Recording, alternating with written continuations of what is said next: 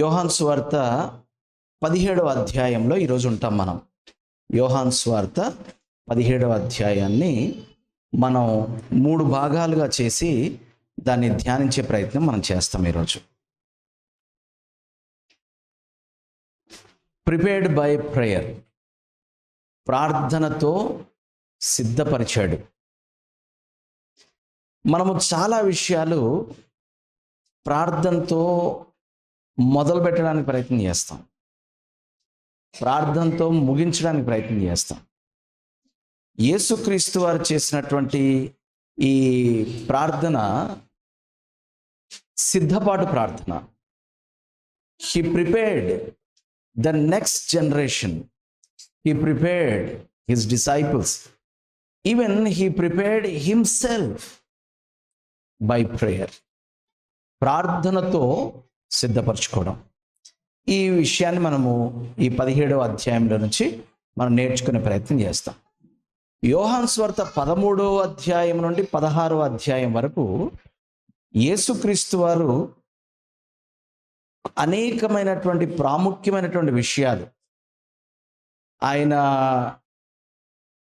బల్ల ఆరాధన అని మనం పిలుస్తాం చూసారా, అలాంటి లార్డ్ సప్పర్, ప్రభురాత్రి భోజనం, ఆ ప్రభురాత్రి భోజనం సందర్భాన్ని ఆయన పురస్కరించుకొని అక్కడి నుంచి శిష్యులకి అనేక విషయాలు నేర్పిస్తూ వచ్చాడు. ఇదంతా ఎలా ఉంటుందంటే, ఇంక నేను వెళ్ళిపోతున్నాను, నా దినములు అయిపోయాయి, నేను త్వరలో చనిపోతాను అన్నప్పుడు ఓ ఇంటి పెద్ద బాధ్యత వహించాల్సినటువంటి కొందరిని పిలిచి బాధ్యతలు అప్పగిస్తూ ఉంటారు చూసారా, అటువంటి టైం అన్నమాట. యోహాను సువార్త 13వ అధ్యాయం నుండి 16వ అధ్యాయం వరకు ఇవన్నీ మాట్లాడుతున్నారు. దీనిలో 13వ అధ్యాయం మొదటి వచనం చదువుతాను, మీరు అక్కడికి వెళ్ళక్కర్లేదు. తాను ఈ లోకము నుండి తండ్రి యొద్దకు వెళ్ళవలసిన గడియ వచ్చెనని యేసు పస్కా పండుగకు ముందే ఎరిగినవాడై, అదనమాట. అంటే he understood time is up, time is up, the time has come అనే మాట ఆయన మాట్లాడాడు. ఆయన ఉద్దేశంలో దేనికి టైం వచ్చిందో మనం ముందుకెళ్ళి మనం చూద్దాం అని ఏమంటాడంటే, ఆ టైం వచ్చేసినప్పుడు తన వారిని ప్రేమించి వారిని అంతము వరకు ప్రేమించాను. ఇది కొంచెం ఈ లాంగ్వేజ్ ఇక్కడ కొంచెం మనకి అర్థం కాదు. అంటే తాను ప్రేమించినటువంటి వారిని, వారి మీద పూర్తిగా తనకున్నటువంటి ప్రేమ ఏంటో వ్యక్తపరచడం స్టార్ట్ చేశాడు అని అర్థం. దాన్ని మనం అలా అర్థం చేసుకోవాలి. అంటే ఎవరినైతే ప్రేమించాడో వాళ్ళకి పూర్తిగా తన ప్రేమను వ్యక్తపరిచేయడానికి ప్రయత్నం చేస్తున్నాడు. ఎందుకంటే వెళ్ళిపోతాడు కదా. ఈ 13వ అధ్యాయం నుంచి 16వ అధ్యాయం వరకు ఉన్నటువంటి వాటిలో నేను వెళ్ళిపోతున్నాను, నేను వెళ్ళిపోయిన తర్వాత మీకు ఏమొస్తాయి అంటే శ్రమలు వస్తాయి. ఆయన చెప్పినటువంటి ఫస్ట్ విషయం వాళ్ళకి, నేను వెళ్ళిపోతాను, నేను వెళ్ళిపోయిన తర్వాత మీకు ఏమొస్తాయంటే శ్రమలు వస్తాయి. శ్రమలను గురించి ఆయన ఓదార్పు ఇవ్వలేదు, హెచ్చరిక ఇచ్చాడు. జాగ్రత్త, శ్రమలు వస్తాయి. మనము హెచ్చరికల్లాగే చెప్పాలి, ఓదార్పులాగే చెప్పాలి. Request should be a request and command to be A command కదా. మనము children please don't make noise అంటాం. ఇది ఏంటిది, స్టేట్మెంటా, రిక్వెస్టా, కమాండా? మనం ఇలా కలగాపులుగా మాట్లాడుతాం. అలా మాట్లాడకూడదు. దేన్ని ఎలా చెప్పాలో అలా ఐ లవ్ యూ రా అనకూడదు. ప్రేమను వ్యక్తపరచడానికి ఒక టోను, ఒక పేస్, ఒక టెంపో, ఒక టైము, ఒక రైమింగ్ ఉంటాయి. వాటిని అలాగే వ్యక్తపరచాలి. పౌరాల్ని దా దా దా దా దా అమ్మ అని పిలిచి అవన్నీ వాళ్ళగానే ఇప్పటికి వస్తారా మీరు అని ఇలా గింజలు ఇసిరామనుకోండి, ఏం చేస్తాయి? అవి ఎగిరి పారిపోతాయి. వాటికి ఎలాగేయాలి? ఇలా. ఒక టైము, ఒక సీజన్, పర్సిక్యూషన్స్ వస్తాయి అని చెప్పింది ఆయన వార్న్ చేశాడు వాడిని. మనమైతే ఏం చేస్తామంటే, నేను వెళ్ళిపోతాను, మీకు బోల్డ్ కష్టాలు వస్తాయి, జాగ్రత్త నాన్న అలా చెప్పలేదు ఆయన. కష్టాల్లో, శ్రమలు, ఇబ్బందులు వస్తున్నప్పుడు ఏం చేయాలి? వార్న్ చేయాలి. తల్లిదండ్రులు పిల్లలకి, నాన్న నేను వెళ్ళిపోయిన తర్వాత జీవితం ఇలా ఉండదు, జాగ్రత్త, నిలబడ్డం నేర్చుకోండి, కుంగిపోకండి, పడిపోకండి, ఎవరు లేరు అనుకోకండి, ఎవరి మీద ఆనుకొని బతికేద్దాం అనుకోకండి. Be bold, take up the challenge, persecutions will come. ఏంటి పర్సిక్యూషన్స్? నేనున్నప్పుడు ఉన్నట్టు జీవితం ఉండదు అది చెప్తున్నాడు ఆయన అక్కడ. నేనున్నప్పుడు మీరేం చేశారు? మీకు బరువు బాధ్యతలు లేవు. నేను ముందు నడుస్తున్నాను, మీరు నా వెనకాల నడుస్తున్నారు. ఎవరైనా నన్ను అంటున్నారు, మిమ్మల్ని ఏమంటున్నారు? ఆయన శిష్యులు అంటున్నారు. కానీ అందరు నా మీదే పడుతున్నారు. అవన్నీ నేను మోసుకుంటూ వెళుతున్నాను. ఒక తండ్రిలాగా, ఒక గురువులాగా, ఒక బోధకుడిలాగా, ఒక నాయకుడిలాగా వాళ్ళని హెచ్చరిస్తున్నాడు. ఏంటి ఆ హెచ్చరికలో మొదటి భాగం ఏంటి అని అంటే, నేను వెళ్ళిపోయిన తర్వాత మీ జీవితం, మీ పరిచర్య ఇలా ఉండదు. జాగ్రత్త, జాగ్రత్త. ఆ జాగ్రత్తల్లో కొన్ని జాగ్రత్తలు ఎలా ఉన్నాయి తెలుసా? సాతాను గోధుమల వల్లే మిమ్మల్ని జల్లించాలని చూస్తున్నాడు, జాగ్రత్త. సమాజ మందిరములలో పట్టుకొని వెళ్ళి మిమ్మల్ని ఈడ్చుకెళ్తారు, జాగ్రత్త. మతాధికారులు మిమ్మల్ని కొడతారు, దెబ్బలు కొడతారు, మిమ్మల్ని వ్యతిరేకిస్తారు, జాగ్రత్త. వాస్తవానికైతే ఏడవాలి కదా వీటన్నిటి గురించి. నేనేమో ఉండను, మీరే ఉంటారు, వీళ్ళందరూ మీ మీద పడతారు, అప్పుడు ఎక్కడ ఉంటానో ఏంటో, ఇలాంటి కృంగిపోయే టైప్ ఆఫ్ టీచింగ్స్ చేయలేదు ఆయన. He warned them about the persecutions. ఆయన ఎక్కడ కూడా బహుశా వస్తాయేమో అనలే, వస్తాయి అన్నాడు. తోడేళ్ల మధ్యకు గొర్రె పిల్లల వల్లే నేను మిమ్మల్ని పంపుతున్నాను. ఇదిగో మీకు లోకములో శ్రమ, మీ యొక్క గురువునే చంపుతారు వాళ్ళు, ఇంకా మీరెంత? కాపరిని కొడతారు, గొర్రెలు చెదరిపోతాయి. ఏంటండి పిల్లల్ని అలా భయపెట్టేస్తారు? భయపెట్టకూడదండి పిల్లల్ని, బుజ్జగించాలి, జాగ్రత్త చెప్పాలి, నెమ్మది. నో నో నో నో భయపెట్టే చోట భయపెట్టాలి. ఫ్రెండ్గా ఉండేలాగా ఫ్రెండ్గా ఉండాలి, తండ్రిగా ఉండే దగ్గర తండ్రిగా ఉండాలి. నేను నా కొడుకు ఒకరోజు చెప్పాను, నేను నీ జీవితంలో తండ్రిని, నేను I will make you bleed అని చెప్పాను నేను. అన్నాడు. I took him to the old testament father. 8 రోజుల సున్నితమైనటువంటి వయసులో ఆ తండ్రి కుమారుని తీసుకెళ్ళి ఒక రాతి మీద అతని మర్మావయవాన్ని పెట్టి ఇంకొక రాయితో గోప్యాంగ చర్మాన్ని కట్ చేస్తాడు. That son will bleed. అది ఫాదర్ చేయాలి. నేను చెప్పాను, మీ అమ్మలాగా బుజ్జగించడం, లాలించడం, వెనక నుండి తోసిపెట్టడం ఈ నేను చేయను. I'm here to make you bleed. అప్పుడే నువ్వు సర్కంసైజ్ అవుతావు. నువ్వు సర్కంసైజ్ అయితేనే దాని నుండి నువ్వు దూరంగా బతకగలుగుతావు. నేనంతే, ఐఎమ్ యువర్ ఫాదర్. సమయం వచ్చినప్పుడు నేను నీ ఫ్రెండ్. భుజమే చేసుకోవచ్చా? వేసుకో. నీ గ్లాసులో నేను తాగొచ్చా? అరే తాగు నాన్న. నీ చైర్లో నేను కూర్చోవచ్చా? కూర్చో. నీ బైబిల్ నేను వాడచ్చా? వాడుకో. I'm your friend. Don't keep any secrets with me. I'm your friend.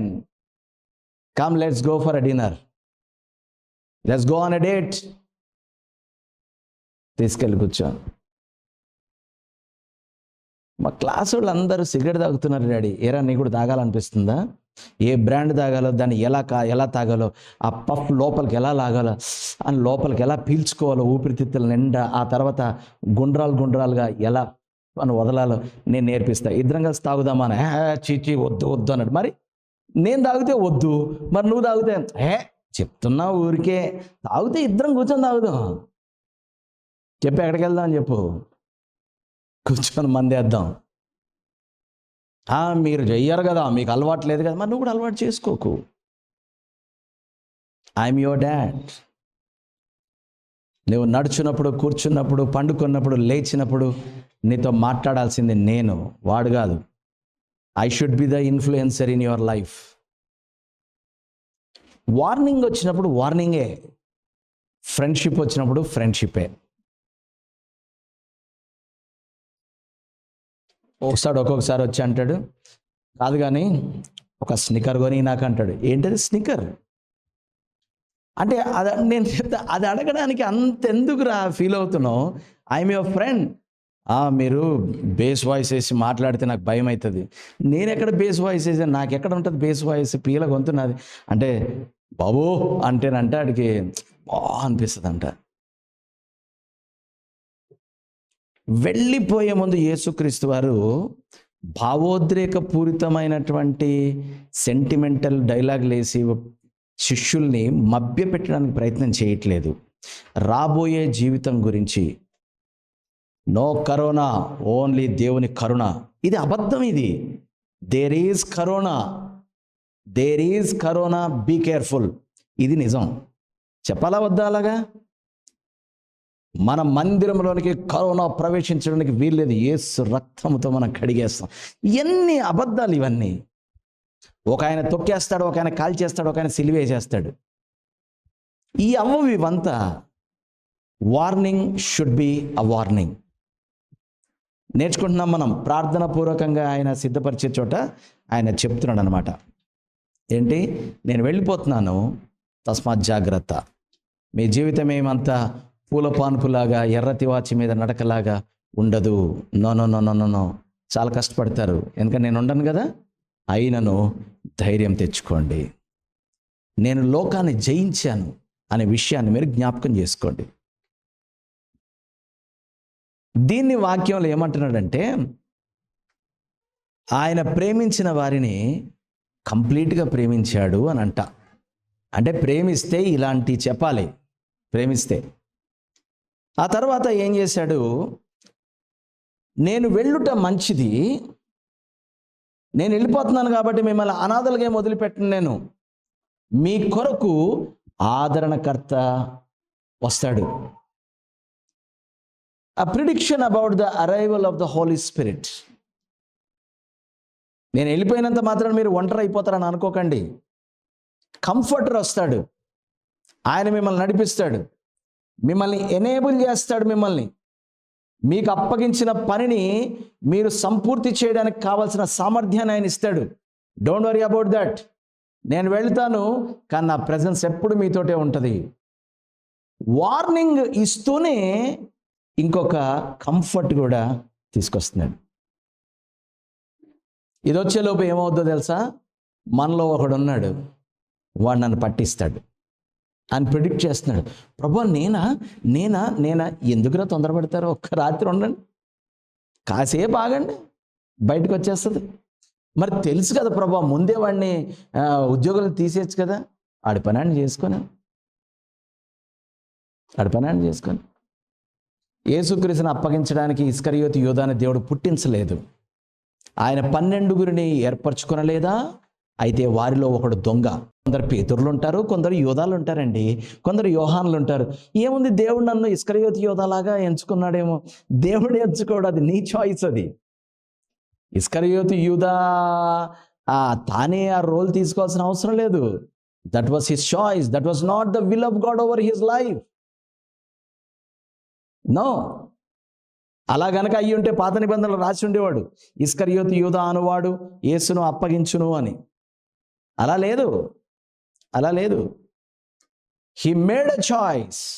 అది కూడా ఆయన ప్రెడిక్ట్ చేశాడు.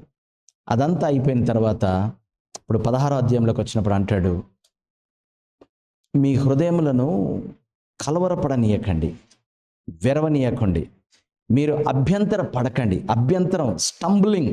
అభ్యంతరం అనే మాట ఇంగ్లీష్లో నాకు చాలా ఇష్టం. స్టంబుల్ అనమాట. అంటే మనం నడుస్తుంటే ఎక్కడన్నా ఇట్లా తట్టుకుంటాం చూసారా, దట్ ఈస్ కాల్డ్ స్టంబ్లింగ్. అభ్యంతరములు రాక మానవు అని కూడా చెప్పాడు. మళ్ళీ నేను అభ్యంతరాలను మీ జీవితంలోంచి తీసేస్తున్నాను యేసు నామములో అనలా. అభ్యంతరాలు రాక మానవు. ఈ విషయం చాలా జాగ్రత్తగా గుర్తుపెట్టుకోండి. అయితే అభ్యంతర పెట్టువానికి శ్రమ. అభ్యంతరాలు ఎవడైతే పెడతాడో వాడికి శ్రమ అని ఏమంటున్నాడు? మీరు అభ్యంతర పడకండి అంటున్నాడు. 3 విషయాలు ఉన్నాయి. అభ్యంతరాలు రాక మానవు, అభ్యంతరాలు కలిగించేవాడికి శ్రమ. కానీ మీరేం చేయాలి? అభ్యంతర పడకండి. ఒక సిచ్యువేషన్లో our response will affect the result, not the situation. No, పరిస్థితి మన యొక్క గమ్యాన్ని నిర్ధారించదు. ఆ పరిస్థితికి మన స్పందన ఏదైతే ఉంటుందో అది మన గమ్యాన్ని నిర్దేశిస్తుంది. You got my point? ఏం చేస్తామండి, పరిస్థితులు అలా వచ్చినాయి కాదు, ఆ పరిస్థితుల్లో నీ స్పందన రిజల్ట్ని డిసైడ్ చేస్తుంది. పరిస్థితులను డిసైడ్ చేయవు. No no no no no. సముద్రంలో నీ పడవ ఉన్నంత వరకు ఏం ప్రాబ్లం లేదు, పడవలోకి సముద్రం వస్తేనే మునిగిపోతావు. అర్థం కాలేదు కదా? ఏంటో ఈయన అన్ని టంగ్ ట్విస్టర్లు చెప్తాడు, కవిత్వాలు అనుకోకండి. సముద్రంలో పడవేసుకొని, ఎందుకండి అంత పెద్ద సముద్రంలో పడవేసుకొని ఆ ధైర్యం చేయడం? మరి చేపలు పట్టుకోవాలి కదమ్మా, వ్యాపారం చేసుకోవాలి కదా, అద్దరికి వెళ్ళాలి కదా. ఎందుకు వచ్చిందండి సముద్రం జోలికి వెళ్ళకుండా ఉంటే బాగుంటుంది? లేదు లేదు, కుదరదు. జీవితం అలాగే ఉంటుంది. సముద్రం కొత్త నిబంధనలో రక్షణ పొందని అనేకులను గురించినటువంటి మాట మాట్లాడుతున్నాడు. సముద్రం అనేటటువంటి ఆ పోలిక. లోకంలో మనం వెళ్ళక తప్పదు. మన మన మన దోణి ఏమో చాలా చిన్నది, అలలు లేస్తాయి, దోణిని కప్పుతాయి. కానీ సముద్రంలో పడవ ఉందా, పడవలోకి సముద్రం వచ్చిందా అనేది ఇంపార్టెంట్. సమస్యల్లో నువ్వు ఉండొచ్చు, ఈత కొట్టొచ్చు, సమస్యలు నీ లోపలికి వస్తే మునుగుతావు. ఆ చిన్న జాగ్రత్తే. Happy this morning? నో, ఏదో చెప్తున్నాడు ఈయన, సముద్రం అన్నాడు, పడవ అన్నాడు. అవన్నీ మనకి ఎందుకండి, సైకిలో కారో చెప్పండి. సో ద అభ్యంతరాలు రాక మానవు. దేవా, ఈ సమస్యలు నా దగ్గర నుంచి తీసేయని ప్రార్థన చేయకండి. సమస్యలను జయించడానికి నాకు కావలసిన బలాన్ని ఇవ్వమనండి. ఎదుగుతున్న మన పిల్లలకి ఏం చెప్పాలంటే, ఈజీ మెథడ్స్ కోసం వెతకనానా, ask God for strong shoulder అని చెప్పండి. బలమైన భుజాల కోసం దేవుడిని అడుగు, సులువైన భారాల కోసం అడక్కు. ఈ ఎగ్జామ్స్ ఎవడు కనిపెట్టాడో కానీ అనకు. ఆ ఎగ్జామ్స్లో జయించడానికి కావలసిన శక్తి కోసం దేవుడిని అడుగు. అప్పుడు ఏమవుతుంది? After all you will be called as overcomer, past, success, గెలిచాడు, విన్నర్ అనే పేరు వస్తుంది. అంతే. మరి అది రావాలంటే ఎగ్జామ్ రాయాలి. సో ఇప్పుడు ఎంకరేజ్ చేస్తున్నాడు ఏమని? మీరు అభ్యంతర పడకండి. అందుకని నేను మీకు ఈ మాటలు చెప్తున్నాను. వారు మిమ్మల్ని సమాజ మందిరములలో నుండి వెలివేయుదురు. ఈరోజు క్రైస్తవులు అయితే ఏం చేస్తారు? సమాజంలో నుండి వెలివేసి అవుట్కాస్ట్ చూస్తారు. ఐడెంటిటీ క్రైసిస్ వస్తుంది మనకి. ఏంటో నా ఫ్రెండ్స్ ఎవరు నాతో కలవట్లేదు, నన్ను ఎవరు కలుపుకోవట్లేదు. చెప్పాలి మన పిల్లలకి, ఎవడన్నా మిమ్మల్ని వింతగా చూడకపోతే నువ్వు క్రైస్తవుడు కాదు. నువ్వేంద్ర ఇట్టుంటావు అని అనకపోతే నువ్వు క్రైస్తవుడే కాదు. ఎందుకంటే వీఆర్ పెక్యులర్ పీపుల్. ఏందో విచిత్రంగా ఉంటాం కదా. ఆదివారం శుభ్రంగా అందరూ హ్యాపీగా ఎంజాయ్ చేసుకుంటూ సినిమాలకి, షికార్లకి, మందులు కొడతా, పార్టీలకి చేసుకుంటా ఉంటే మనమేమో బైబిల్ పట్టుకొని భక్తుల్లాగా చర్చిలకి వెళ్తుంటాం. ఇదేం గోలరా బాబు, ఆదివారం అంటే వారం అంతా పని చేస్తావు, ఆదివారం అన్నా కొంచెం రెస్ట్ తీసుకో, కాస్త చొక్కేసుకో, ఓ ముక్క తెచ్చుకో, శుభ్రంగా ఫ్రెండ్స్ని పిలుచుకో, ఎంజాయ్ చేయి, జీవితం అనుభవించు. అంటే మనమేమో దేవుడా అంటా పోయి ఆదివారం అంతా కూడా అలా భక్తి పారవశ్యంలో గడిపేస్తూ ఉంటాం. ఏం మనుషులండి బాబు వీళ్ళు, ఎప్పుడు ఆనందిస్తారండి బాబు వీళ్ళు. అందరేమో విజయాలు 1 5 అనే పరిగెడుతుంటే మనోళ్ళేమో దేవుని రాజ్యం అని పరిగెడుతున్నారు. ఏంటండి బాబు, ఈ లోకంలో ఎలా గడుపుతారు మీరు, ఎలా బతుకుతారు మీరు? విచిత్రమైన ప్రజలు కదా మనం. అలా గనక ప్రజల్ని మనల్ని ఎగాదిగా కింద మీదకి చూడకపోతే we should doubt our conversion experience. దయచేసి గమనించండి, మన బొట్లు, మన ముసుగులు, మన బట్టలు, మన వేషధారణ, మన మాట తీరు, దాని గురించి మాట్లాడట్లేదు నేను. బొట్టు పెట్టుకోదు కాబట్టి నన్ను విచిత్రంగా చూస్తారు. అది కాదు, పెట్టుకో, విచిత్రంగా చూసి నువ్వు బొట్టు పెట్టుకో, తప్పేం లేదు. అది కాదు అక్కడ విచిత్రంగా చూడాల్సింది. ఏందో ఈ అమ్మాయి మేము చేసిన పనులు ఏవి చేయదు, అంతా విచిత్రం, అన్నీ ప్రతిదాని ఏదో ఒకటి విచిత్రంగా చెప్పుద్ది. అనకపోతే నువ్వు క్రైస్తవుడివే కాదు. సమాజం మందిరంలో నుండి మిమ్మల్ని ఏం చేస్తారంట? వెలివేయుదురు. మిమ్మును చంపు ప్రతివాడు ఏమనుకుంటాడంటే తాను దేవునికి సేవ చేయుచున్నాను అని అనుకోని కాలం వచ్చుచున్నది.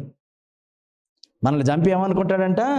శిష్యులకు చెప్తున్నాడు యేసుక్రీస్తు, మిమ్మల్ని చంపి నేను దేవుని సేవ చేస్తున్నాను అని అనుకుంటాడంట. వారు తండ్రిని నన్నును తెలుసుకొనలేదు గనక ఇలాగ చేయుదురు. అవి జరుగు కాలము వచ్చినప్పుడు నేను వాటిని మీతో చెప్పి తినని మీరు జ్ఞాపకం చేసుకొనిలాగున ఈ సంగతులు మీతో చెప్పుచున్నాను. హల్లెలూయా. 29వ వచనంలోనికి వద్దాం. 16వ అధ్యాయం 29వ వచనానికి. ఆయన శిష్యులు, ఇదిగో ఇప్పుడు నువ్వు గూఢార్థము ఏమీ చెప్పక స్పష్టముగా మాట్లాడుచున్నావు. అంటే ఇప్పుడు దాకా ఉపమానాలు చెప్పావు, మర్మాలు చెప్పావు, అవన్నీ చెప్పావు. ఇప్పుడు చాలా ఓపెన్ అయిపోతున్నారండి మీరు. చాలా ఓపెన్గా చెప్పేసరికి మొత్తం 13 నుండి 16 అధ్యాయాలు. అంటే మరి ఇంకెళ్ళిపోతున్నాడు కదా, మళ్ళీ వచ్చి ఆయన దగ్గర కూర్చొని ఇందాక ఏదో చెప్పారు ఏంటి అని అర్థం అడగడానికి ఆయన ఉండడుగా. అందుకని చాలా ఓపెన్గా, ఇదిగో ఇప్పుడు నీవు గూఢార్థము ఏమీ చెప్పక స్పష్టంగా మాట్లాడుచున్నావు. సమస్తమును ఎరిగిన వాడవనియు ఎవడునూ నీకు ప్రశ్న వేయ నగత్యము లేదనియు ఇప్పుడు ఎరుగుదుము. దేవుని యొద్ద నుండి నీవు బయలుదేరి వచ్చితివని దీని వలన నమ్ముచున్నామని చెప్పగా యేసు వారిని చూచి, మీరిప్పుడు నమ్ముచున్నారా? అంటే తెల్లారితే నేను వెళ్ళిపోతానంటే అప్పుడు నమ్ముతున్నారంట వాళ్ళు. మరి 3.5 సంవత్సరాలు ఏం చేశారా?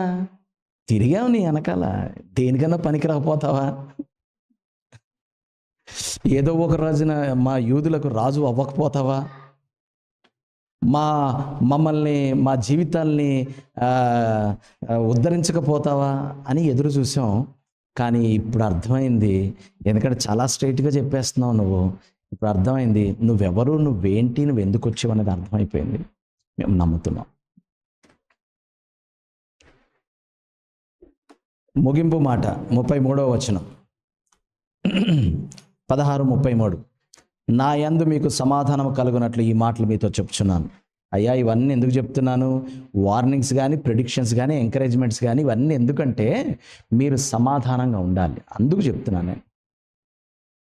Nothing should be a shocking news to you, అందుకు చెప్తున్నాను అని చెప్పి, లోకములో మీకు శ్రమ కలుగును, అయినను ధైర్యము తెచ్చుకొనుడి, నేను లోకమును జయించి ఉన్నాను. ఇదంతా కూడా నా ప్రసంగానికి ఉపోద్ఘాతమేనండి. ఇంకా నేను ప్రసంగంలోకి వెళ్ళలేదు. ఇప్పుడు 17వ అధ్యాయం 1వ వచనంలోనికి రండి. యేసు ఈ మాటలు చెప్పి, అందుకోసం ఆ మాటలన్నీ నేను మీకు చెప్పాను అనమాట. ఏ మాటలు చెప్పి? యేసు ఈ మాటలు చెప్పగానే ఏ మాటలు చెప్పాడు అనే డౌట్ రాకూడదని చెప్పి 13వ అధ్యాయం నుంచి 16వ అధ్యాయం వరకు ఉన్నటువంటి మాటలు నేను మీకు మీ ముందు ఉంచాను. యేసు ఈ మాటలు చెప్పి ఇక మాట్లాడబోతున్నాడు. ఫస్ట్ ఆఫ్ ఆల్ మనం ఈ 17వ అధ్యాయంలోనికి 3 భాగాలుగా మనం చదువుదామన్నాను కదా. ఈ 3 భాగాలు కూడా ఏంటంటే ప్రిపరేషన్ బై ప్రేయర్, ప్రార్థన ద్వారా సిద్ధపరచడం. ఒకటి తను తాను సిద్ధపరచుకుంటున్నాడు, రెండవది తన తర్వాతి తరాన్ని కూడా ఆయన సిద్ధపరుస్తున్నాడు. ఆ సిద్ధపరచడానికి ఆయన ప్రార్థన చేస్తూ వస్తున్నాడు. ఫస్ట్ ఆఫ్ ఆల్ మనం అక్కడ ఆ సెట్టింగ్ ఏంటో ఒకసారి చూద్దాం. ఏంటి, వాళ్ళు ఎక్కడున్నారు? మేడగదిలో ఉన్నారు. వాళ్ళు మేడగదిలో శిష్యులు అక్కడ కూర్చొన్నారు. వాళ్ళు పస్కా భోజనాన్ని వాళ్ళు భుజించారు. పస్కా భోజనం తర్వాత, అంటే మనము ఎక్కడికైనా భోజనానికి వెళ్ళిన తర్వాత ఆ హోటలోడు, బాబు వెళ్ళండి, మీరు తిన్నదో 1000 రూపాయలు కానీ పదండి పదండి అంటాడు. చూసా, అప్పుడు దాకా మనం మాట్లాడుకుంటాం చూసారా. మనం ఎక్కడికి కూడా తినడానికి వెళ్ళాం. ఎందుకు వెళ్తాం? ఆన్ ఎ మీల్ మాట్లాడుకోవడానికి వెళ్తాం. ఆ భోజనం చేస్తాను బోల్డ్ మాటలు వస్తాయి. అలాగే యేసుక్రీస్తు ఆయన శిష్యులు పస్కా భోజనానికి కూర్చొని విస్తరించి మాట్లాడుకుంటున్నారు. అనేక విషయాలు మాట్లాడారు. ఈ మాటల్లో ఆయన ఇవన్నీ, ఈ యొక్క వార్నింగ్, ప్రిడిక్షన్, ఎంకరేజ్మెంట్, ఇదంతా చెప్తూనే అకస్మాత్తుగా ఆయన భావోద్వేగానికి గురయ్యాడు. తన హృదయంలో ఉన్నటువంటి భారాన్ని, the heaviness in his heart, దాన్ని ఎక్స్ప్లెయిన్ చేస్తున్నాడు. చాలా జాగ్రత్త. ఆయన హృదయంలో ఉన్నటువంటి భారము, భావోద్వేగము, ఏం చేస్తాంరా పేతురా, ఇక పోతున్నాను నేను, చంపేస్తారు నన్ను, ఇది కాదు. దాని గురించినటువంటి భారం కాదు. ఆయన హృదయాన్ని బరువెక్కించినటువంటి భారం ఏంటి అని అంటే, దేవుని రాజ్య పరిచర్య ఆరంభించాను, మీరు దీన్ని కొనసాగించాలి. నేను నా వంతు బాధ్యత సంపూర్తి చేశాను, మీరు కూడా మీ వంతు బాధ్యత సంపూర్తి చేయాలి అనే విషయాలు చెప్పేటప్పుడు ఆయన భావోద్వేగానికి గురవుతున్నాడు. ఆయన సిలువ మీద చచ్చిపోవడానికో లేకపోతే వెళ్ళిపోతున్నాను అనడానికో ఆయన భావోద్వేగానికి గురవలా. దేవుని రాజ్య విస్తరణ గురించినటువంటి పని నిమిత్తము ఆయన భావోద్వేగానికి గురయ్యాడు. His heart became very heavy and moreover he's leaving them. మరి కొద్ది గంటల్లో ఆయన గెత్సెమనే తోటలోకి వెళ్తాడు ప్రార్థన చేసుకోవడానికి. ఆ ప్రార్థన చేయడానికి ఆయన వెళ్ళేటప్పుడు ఆయన వాళ్ళని చూస్తున్నాడు. మీరు వస్తారా నాతోటి ప్రార్థనకి? అంటే గ్రూప్లో ఏదైనా మెసేజ్ పెట్టినప్పుడు చూస్తారు కానీ రెస్పాండ్ చేయరు. చూడండి, ఏం రెస్పాండ్ చేయమంటే అంటే ఏం చెప్పాలో అర్థం కాక చెప్దాంలే అన్నట్టుగా అని ఉన్నారనమాట. సరే ఉండండి అబ్బాయి, మీరు ముగ్గురు వస్తారా అని ఇంకో ముగ్గురిని అడిగాడు. మేము ఎప్పుడు రెడీ కదండి అన్నారు. వెళ్ళారు. వెళ్ళిన తర్వాత ఆయన రాతివేత దూరానికి వెళ్ళి మోకాళ్ళు వేసి ప్రార్థన చేస్తున్నాడు. మనమేమో రక్తాన్ని చెమటగా చేసి మనం కష్టపడతాం కదా. ఆయన అక్కడ ప్రార్థన చేస్తున్నప్పుడు జరిగింది ఏంటంటే, రక్తం చెమటగా మారలా, చెమట గొప్ప రక్త బిందువుల వలె పడింది అని అన్నాడు. అంటే కారుతున్నటువంటి చెమటలో థిక్నెస్ ఉందన్నమాట. అంటే గొప్ప యాగనీతోటి ఆయన ప్రార్థన చేస్తున్నాడు. ఇంత యాగనీతో ప్రార్థన చేసి కాసేపు బ్రేక్ తీసుకొని ఇలా వస్తే నిద్రపోతున్నారు వీళ్ళు.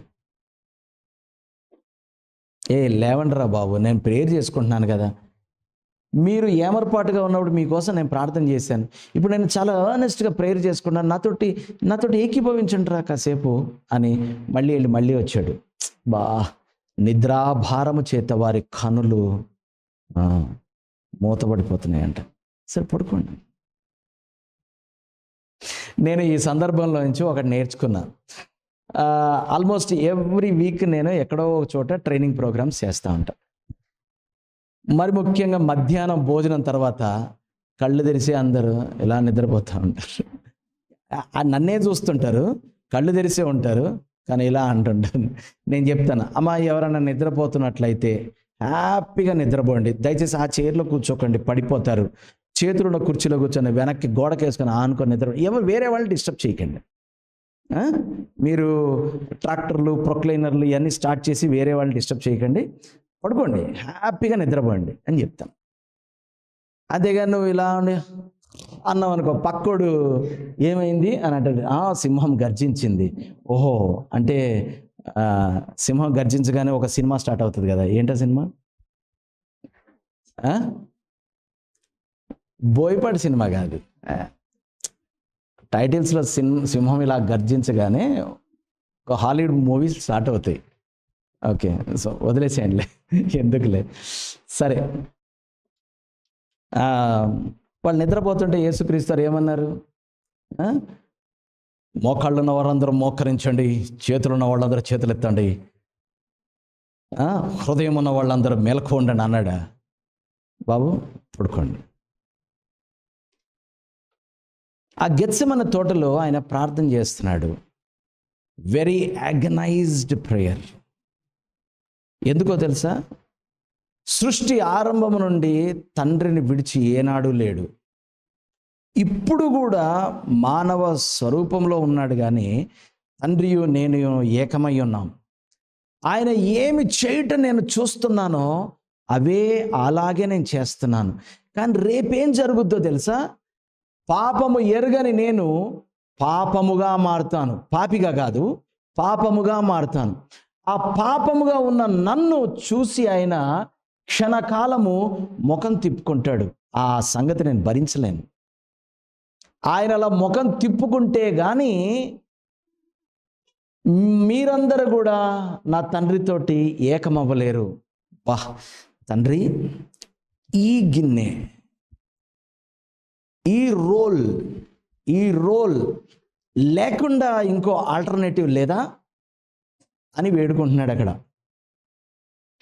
బాబోయ్ రేపు నన్ను సిలువేస్తారంట, బాబోయ్ నాకు ఇంజెక్షన్ వేస్తారంట అని ఎడుతారు చూడండి. ఆ ప్రార్థన కాదు. గెత్సెమనే తోటలో ఆయనకు ముందే తెలుసు.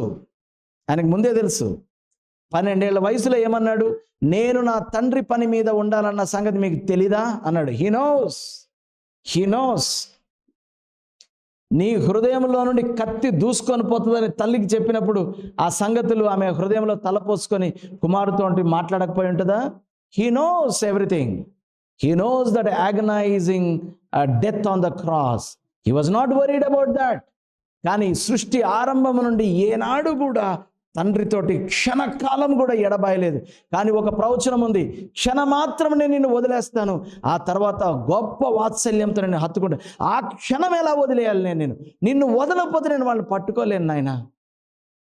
వా, ఒకవేళ నీకు ఇష్టమైతే ఈ రోల్ తీసేయి. ఈ టోటల్ డ్రామాలో ఈ రోల్ ప్లే తీసేసేయి. అవుద్దా? అవ్వదులే, నాకు కూడా తెలుసు. ఆయనను నీ ఇష్టమే సిద్ధించునుగాక. ఆ ప్రార్థన చేస్తున్నప్పుడు చెమట గొప్ప రక్త బిందువుల వలె పడింది.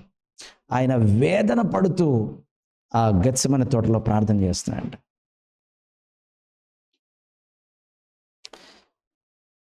17వ అధ్యాయానికి వద్దాం ఇప్పుడు. He was leaving him. అయితే వదిలిపెట్టేటప్పుడు ఈరోజు మనము యేసుక్రీస్తు ప్రార్థనలో చాలా విషయాలు నేర్చుకునే ప్రయత్నం చేస్తున్నాం. Are you learning something? వదిలి వెళ్ళేటప్పుడు ప్రార్థన చేయకుండా వదిలి వెళ్ళలేకపోతున్నాడు. ఇది కొంచెం రాసేసుకోండి మీ లైఫ్లో. వదిలి వెళ్ళేటప్పుడు చెప్తారా ఒకసారి? వదిలి వెళ్ళేటప్పుడు ఏం చేయాలి? ప్రార్థన చేయకుండా మనం వెళ్ళలేకపోవాలన్నమాట. రైట్, బయలుదేరుతున్నాను, ప్రార్థన చేయి. ఓకే త్వరగా, కానీ ట్రైన్ టైం అయిపోతుంది చెయ్య. అది కాదు.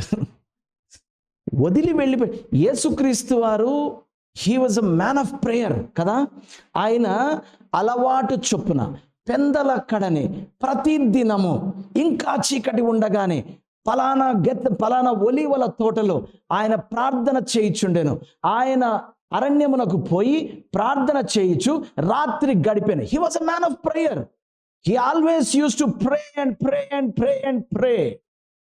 అంటే పద్దాకు ప్రార్థన చేసేవాడండి, పని చేయడా అనకండి. ఎందుకంటే మన పాస్టర్లు పని చేయరు, ప్రార్థన చేస్తారు. ఎప్పుడు ఫోన్ చేయి, వాళ్ళు ప్రార్థనలో ఉన్నానమ్మా అంటారు. ప్రార్థనలో ఉన్నాడా, నిద్రలో ఉన్నాడా మనకు తెలిసిపోద్ది ఆల్మోస్ట్ కదా.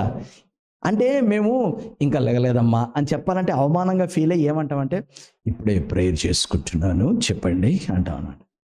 ఆ టైప్ ప్రేయర్ కాదు అయింది. సాయంకాలం అయినప్పుడు ఆయన జనసమూహంలో పంపివేసి అరణ్యంలోనికి పోయి రాత్రి గడిపాను. We all know, and the gospel writers recorded, he was a man of prayer.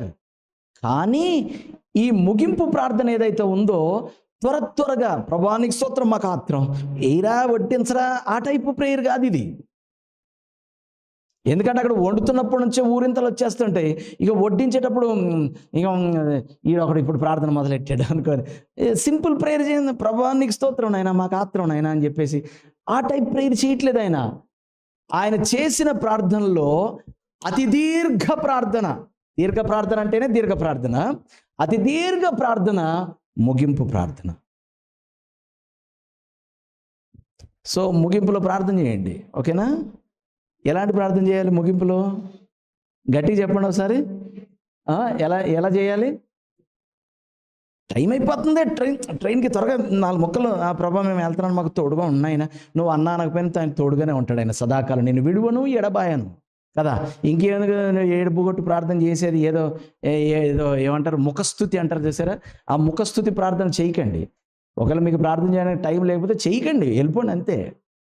నేను కొన్నిసార్లు కొన్ని పరిస్థితుల వల్ల నాకు టైం ఉండదు, నేను వెళ్ళేటప్పుడు చెప్తా right right right bye bye bye bye, నేను ప్రేయర్ చేసుకుంటూ వెళ్ళిపోతానని చెప్తా. ఏంటి, నేను ప్రేయర్ చేసుకుంటూ వెళ్తాను బాయ్ అని చెప్తా, అంటే టైం లేదనమాట. అంటే ఈ బ్యాగ్ అక్కడ పెట్టడం, ఆ బ్యాగ్ ఇక్కడ తీసుకోవడం, వెళ్ళిపోవడమే అనమాట. అలాంటప్పుడు చెప్తాను, నేను ప్రేయర్ చేసుకుంటూ వెళ్ళిపోతాను బాయ్, మీరు చేస్తూ ఉండండి బాయ్, అయిపోయింది.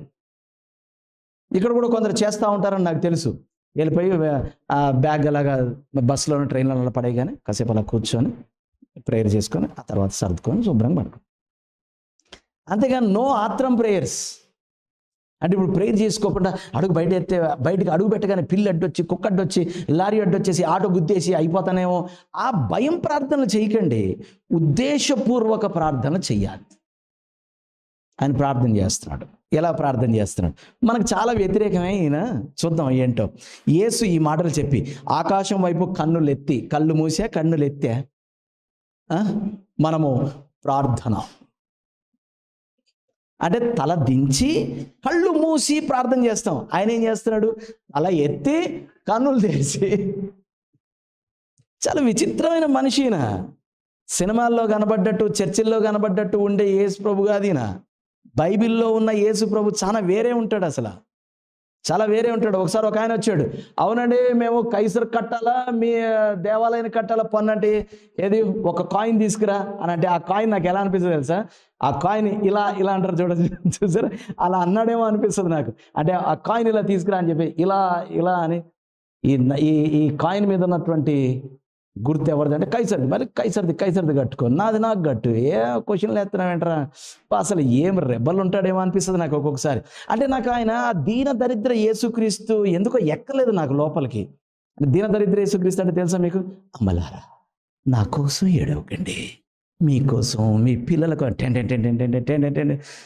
ప్రేమ పచ్చికల పెంచిన కాపరి దారుణ హింసకు గురి కాగా చెదరిపోయిన మూగ గొర్రె ఆ యేసు ఎక్కలేదు నాకు ఎందుకో.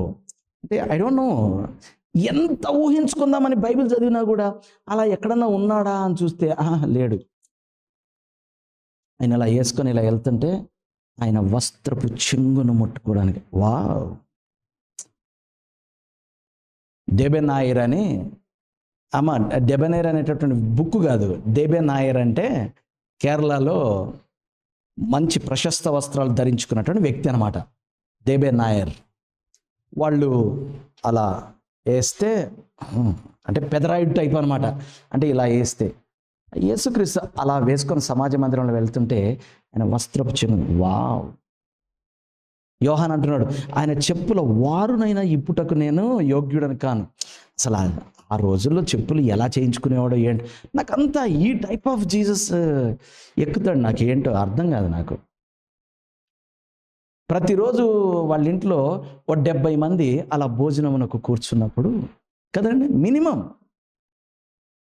అంటే ఆ 70 మంది వెనకాల ఇంకెంతమంది ఏమంటారు పార్టీ కార్యకర్తలు, ఇంకా ఎంతమంది కార్యకర్తలు ఉన్నారో నాకు తెలియదు, కానీ మినిమం అయితే 70 పక్కా. ఎందుకు, ఈ 12 మంది మరి 75 మంది శిష్యులు ప్రతిరోజు వాళ్ళు ఏం చేస్తారు, వాళ్ళ ఇంట్లో భోజనాన్ని కూర్చుంటారు. వారు భోజనమునకు కూర్చున్నప్పుడు అనే సందర్భాలు చాలా ఉంటాయి. ఆయన వారితో ఇలా మాట్లాడుతూ ఉన్నాడు, వారు త్రోవను పడి వెళ్ళుచుండగా, వారు ఎప్పుడు ఆయన అనే మాట ఉంటుంది చూడండి, వారు ధోని ఎక్కి వెళ్ళుచుండగా. భక్త్ సింగ్ గారు అని హెబ్రోను సంఘం యొక్క స్థాపకుడు, మీకు ఎవరికైనా తెలిసి ఉండొచ్చు. ఆయన ఎవరన్నా ప్రార్థనకు పిలవాలంటే గజ గజ గజ గజ వణికిపోయేవారు. ఎందుకంటే ఒక్కడు రాడు, ఆయన వస్తే మినిమం ఒక 40 మంది ఆయన వెనకాల వస్తారు. అంటే ఆయన్ని పిలిస్తే, ప్రేయర్కి పిలిస్తే 40 మందికి భోజనాలు ఉండాలి. సహోదరులని ఆయన వెనకాల తిరుగుతూ ఉంటారనమాట. ఎక్కడికి వెళ్ళినా, బ్రదర్ మా చర్చిలో మీటింగ్కి రావాలంటే 40 మందికి టికెట్లు బుక్ చేయాలి, ఒక్కడు రాడు. హోటల్లో పెడితే ఒక్కడు ఉండడు, 40 మంది ఉంటారు. పొలోమని అలా పిల్లల కోడిలాగా తిరగడమే. వెళ్తే ఒక వ్యానే, ఆయన కారు అంటూ ఏముండదు, ఒక వ్యాన్ నిండా జనాలు వెళ్ళిపోవడమే, 40 మంది 50 మంది అలా తిరగడమే. చాలా విచిత్రమైనటువంటి యేసుక్రీస్తు బైబిల్లో కనబడతాడు. చర్చిలో, సినిమాల్లో అంతా వేరే వేరే జీసస్ కనబడతాడు. ఎవరైనా మీకు సరదాగా నవ్వుకోవాలనుకుంటే సూపర్ స్టార్ కృష్ణ తీసిన శాంతి సందేశం అనే సినిమా చూడండి. అది చూస్తున్నంతసేపు అయ్యి బాబాయ్ ఈ భలే చేస్తున్నాడు అనిపిస్తుంది తెలుసా మనకి. చాలా అంటే ఆ సినిమా చూస్తున్నంతసేపు నవ్వు వస్తుంది. ఇంకా లాస్ట్లో అయితే రిజరక్షన్కి ఒక పెద్ద కటౌట్ ఇలా లేపుతారనమాట. దాన్ని చూస్తే మనకి భలే ఉందని చాలా నవ్వు వస్తుంది. ఎప్పుడైనా సరదాగా నవ్వుకోవాలనుకుంటే ఆ సినిమా చూడండి. నిజంగా మీనింగ్ఫుల్గా కనెక్ట్ అవ్వాలంటే ప్యాషన్ ఆఫ్ క్రైస్ట్ చూడండి. ఈ 2 సినిమాలు చూడొచ్చు సరదాగా. కామెడీ జీసస్ కామెడీ మూవీ చూడాలంటే శాంతి సందేశం. ఓకేనా, అలా చూడండి. సో మనకి చాలా విషయాలు అంటే కళ్ళు మూసి ప్రార్థన చేయడం తప్ప అండి అని తప్పని నేను అనట్లేదు. కాన్సన్ట్రేషన్ కోసం అంటే ఇటు అటు దిక్కులు చూడకుండా కొంచెం ఏకాగ్రత కోసం కళ్ళు మూసుకొని మోకరించి తల వంచి ప్రార్థన చేస్తే తప్పు లేదు. కానీ అది ఆచారం, అలా చేస్తేనే దేవుడు వింటాడు అనేటటువంటి అపోహల నుంచి బయటికి రండి. ఆయన ఇంత దీర్ఘ ప్రార్థన, ఇంత ఇంపార్టెంట్ ప్రేయర్ చేస్తున్నప్పుడు ఆయన ఏం చేస్తున్నాడు? ఆయన ఆకాశం వైపు కనులెత్తి ఇట్లా, నేను తండ్రి నా గడియ వచ్చి ఉన్నది. 1 నుండి 5 వచనాలు ఆయన తన గురించి తాను ప్రార్థన చేసుకుంటా ఉన్నాడు. 1 నుంచి 5 వచనాలు తన గురించి తాను ప్రార్థన చేసుకుంటున్నాడు. తర్వాత 6 నుండి 19 వచనాలు అపొస్తలుల కొరకు ప్రార్థన చేస్తున్నాడు. అంటే అక్కడ ఉన్నటువంటి శిష్యులు ఉన్నారు కదా, వారి కొరకు ప్రార్థన చేస్తున్నాడు. 20 నుండి 26 వచనాలు రాబోయే శిష్యులు అంటే కాబోయే శిష్యులు అంటే యేసుక్రీస్తును ఫ్యూచర్లో వెంబడించబోయే వారి కొరకు, మనం సింపుల్గా అర్థం చేసుకోవాలంటే లోకం కొరకు ప్రార్థన చేస్తున్నాడు. లోకం కొరకు అంటే అందరూ లోకమంతటి కొరకు కాదని చేసేది ప్రార్థన. లోకంలో నుండి తన దగ్గరికి రాబోయే వారి కొరకు ప్రార్థన చేస్తున్నాడు. 3 భాగాలుగా మనం చదువుతామన్నాం కదా. మొదటి 5 వచనాలు తన గురించి తాను ప్రేయర్ చేసుకుంటున్నాడు. 6 నుండి 19 వచనాలు ఆయనతో ఉన్న అపొస్తలుల కొరకు ప్రార్థన చేస్తున్నాడు. 20 నుండి 26 వచనాలు లోకము గురించి ప్రార్థన చేస్తున్నాడు. అంటే లోకములో నుండి తనలోనికి రాబోయే ఫాలోవర్స్, ఫ్యూచర్ డిసైపుల్స్ కోసం ఆయన ప్రేయర్ చేస్తున్నాడు. ఈ ప్రార్థన సాధారణంగా ఏమంటారు అని అంటే హై ప్రీస్ట్లీ ప్రేయర్ అంటారు దీన్ని. యేసుక్రీస్తు వారు ఒక ప్రధాన యాజకుని లాగా చేసిన ప్రార్థన ఇది. ఎందుకంటే ఆయన ఇలా మధ్యలో నిలబడ్డాడు అనమాట. శిష్యులకి దేవునికి మధ్యలో, నెక్స్ట్ జనరేషన్కి దేవునికి మధ్యలో ఆయన నిలబడి ఆయన ఒక ప్రధాన యాజకుడిలాగా ప్రార్థన చేస్తున్నాడు. మొట్టమొదటి ప్రార్థన తన గురించి తాను చేసుకున్నటువంటి ప్రార్థనలో నుంచి మనం ఏం నేర్చుకోవచ్చో చూద్దాం. మొదటి ప్రార్థన ఈరోజు 17వ అధ్యాయంలోనే ఉంటాం. మీరు బైబిల్ని ఇంకెక్కడికి తిప్పాల్సిన అవసరం లేదు, అక్కడ ఉండండి. తండ్రి నా గడియ వచ్చి ఉన్నది. ఇందాక చెప్పాను కదా, the time has come, the hour finally arrived. For what? నేను పుట్టడం అయిపోయింది, పరిచర్య చేయడం అయిపోయింది, దేవుని రాజ్య స్వార్థ ప్రకటించడం అయిపోయింది, సమాజ మందిరంలో వారిని హెచ్చరించడం అయిపోయింది. Now the time has finally arrived. For what? To be offered as a sacrifice. ఏం చెప్తున్నాడు? తండ్రి నా గడియ వచ్చింది అంటే నన్ను ఫైనల్గా అర్పించుకొని, అంటే ఏ పని నిమిత్తం అయితే వచ్చానో ఆ పని యొక్క సమయము ఆసన్నమైంది. తండ్రి నా గడియ వచ్చి ఉన్నది. ఆ సాక్రిఫైస్ మానవుల పక్షమున ఆయన అర్పిస్తేనే మానవులకు విమోచన దొరుకుతుంది. యోహాను సువార్త 3వ అధ్యాయం 16వ వచనం అదే కదా చెప్తుంది. దేవుడు లోకమును ఎంతో ప్రేమించిన కాగా తన అద్వితీయ కుమారుని యందు పుట్టినవాని యందు విశ్వాసం ఉంచాలి. అంటే పుట్టినవాని యందు విశ్వాసం ఉంచినట్టు అంటే పుట్టినవాడు ఏం చేయాలి? ఆ సాక్రిఫైస్ అర్పించాలి. అలాగే 12వ అధ్యాయం 32, 33 వచనాలు కూడా మీరు చదువుకోండి. యోహాను సువార్త 12వ అధ్యాయం 32, 33 వచనాలు. అంటే దీని ద్వారానే మానవులకు విమోచన తీసుకొని వచ్చేది. దేని కొరకైతే నేను భూమి మీదకి వచ్చానో ఆ పని, ఏదైతే నేను చెయ్యవలసి ఉన్నదో ఆ పని, దానికి సమయము ఆసన్నమైంది. మరి ఏం చేయమంటున్నాడు? ఆసన్నమైంది. అప్పుడు ఏం చేయమంటున్నాడు? చూడండి, నీ కుమారుడు నిన్ను మహిమపరచునట్లు. అంటే ఎప్పుడైతే డ్యూ టైం వచ్చిందో ఆ టైంలో చేయాల్సిన పని చేస్తామో, చేస్తే ఏమవుతుంది? మనలను పంపినవాడు, మనల్ని సృష్టించిన వాడు, దేవుని యొక్క నామము మహిమపరచబడుతుంది. Here we must learn a lesson. How can we glorify God? Very simple. Glory glory glory అంటే గ్లోరీ రాదు. లేదా మహిమ మీద పాటలు పాడితే మహిమ రాదు. మహిమ అంటే వెలుగు కాదు. సో మహిమ అంటే ఒక వెలుగు కాదు, మన వెనకాల వచ్చేటటువంటి ఒక చక్రం కాదు, దేవుడి వెనకాల కలిగేటటువంటి ఒక తెల్లనటువంటి పొగ మంచు కాదు. No no no. మహిమ అంటే వెయిటేజ్. అందరు చెప్పండి, వెయిటేజ్. వెయిటేజ్ పెంచండిరా అంటే ఈ రోజుల్లో ఏం పెంచుతున్నారు? వెయిట్ పెంచుతున్నారు. వెయిటేజ్ని పెంచదు. అర్థమైందా? అంటే మా కాలంలో అలాగే ఉండేవారు అమ్మమ్మలు వాళ్ళు. బొజ్జ తడిమి ఏనాయనా ఇలాగ అయిపోతున్నావు అంటే బొజ్జ దిష్టంగా ఉండి మనిషి అట్ట పుష్టిగా ఉంటే ఆ కుర్రాడు బాగున్నాడు అని. ఎందుకంటే మరి అప్పుడు కష్టపడి బలంగా పనిచేసే ఇవి కదా, అలాగే దిట్టంగా ఉండాలి. ఇప్పుడంతా కుర్చీలో కూర్చొని మైండ్తో చేసే పనులు కదా, అలా ఉండకూడదు. వెయిటేజ్ పెంచడం అంటే వెయిట్ పెంచడం కాదు. వెయిటేజ్ వేరు, వెయిట్ వేరు. వెయిట్ లేకపోయినా వెయిటేజ్ వస్తుంది. వస్తుందండి వినయ్ గారు? వెయిట్ ఉంటేనే వస్తుందా? మనిషి అన్నాక ఆ మాత్రం ఉంటేనే వెయిటేజ్ వస్తుందా? రాదు. ఏం లేకపోయినా వెయిటేజ్ వస్తుంది. వెయిట్ పెంచకండి, వెయిటేజ్ పెంచండి. సో వెయిటేజ్ అంటే ఏంటంటే గ్లోరీ. ఏమంటున్నాడు ఇక్కడ? ఏమన్నాడు? నీ కుమారుడు నిన్ను మహిమపరచునట్లు నీ కుమారుని నీవు మహిమపరచుము. ఏమడుతున్నావు చూడండి. Simple, very simple. ఏంటంటే ప్రభువా నీ పని చేయడానికి నన్ను ఎనేబుల్ చేయి, అప్పుడు ఏమవుతుంది అని అంటే నేను పని ముగిస్తాను, నీకు ఘనత కలుగుతుంది. అంతే కదా? ఇప్పుడు మాట్లాడడానికి, పాడడానికి, స్వార్థ ప్రకటించడానికి, లేదా నీ ఉద్యోగం, నీ వ్యాపారం, నీ కుటుంబాన్ని సక్రమంగా చక్కగా దేవుని వాక్యానుసారంగా నడిపించుకోవడానికి దేవుడు నీకు బలాన్ని అనుగ్రహిస్తేనే వాటన్నిటిని నువ్వు సక్రమంగా నిర్వహించగలుగుతావు. అవన్నీ సక్రమంగా నిర్వహించగలిగితేనే నిన్ను చూసి పరలోకమందున్న తండ్రిని అన్యజనులు సహితం మహిమపరుస్తారు. అవునా కదా? Even the హీథన్ people will give weightage to your God when you and I do the will of God. But in order to do the will of God, we need the enablement of God.